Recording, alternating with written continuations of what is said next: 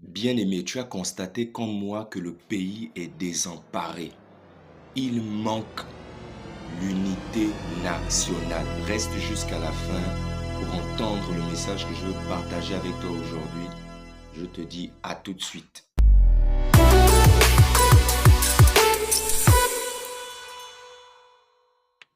Shalom encore, bien-aimé dans le Seigneur, sois béni.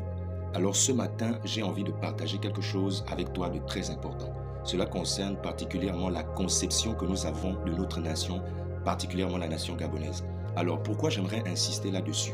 C'est parce que, vous savez, il y a des symboles, il y a des choses très importantes que nous devons vraiment porter notre attention. J'aimerais m'atteler ce matin sur la devise du Gabon.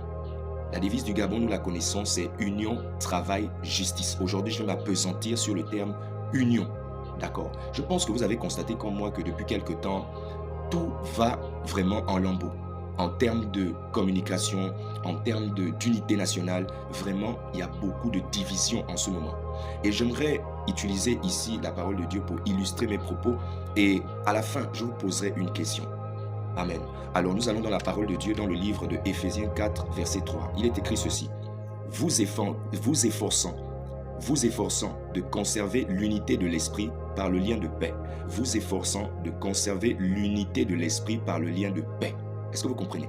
Mettez à la place de l'esprit ici la vision d'une nation, le drapeau d'une nation.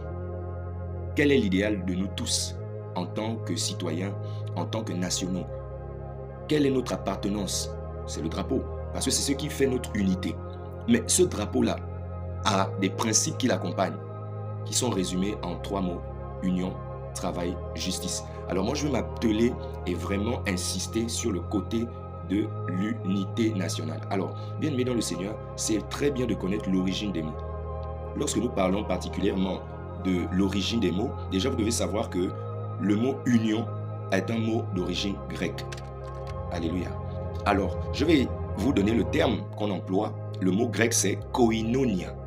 Koinonia, qui pourrait être défini par ces différents mots que je vais donner, que je vais citer, que j'avais noté. Donc, il y a la communion fraternelle. Koinonia, c'est la communion fraternelle. C'est la communion, c'est ce qui est commun. C'est la contribution, c'est le don.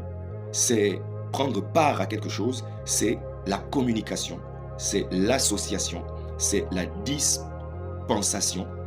C'est la participation, c'est la libéralité. Vous voyez, toutes ces qualités-là sont reliées à ce simple mot qui est l'union. Il est très important de maintenir l'union parce que quand il y a l'unité dans un pays,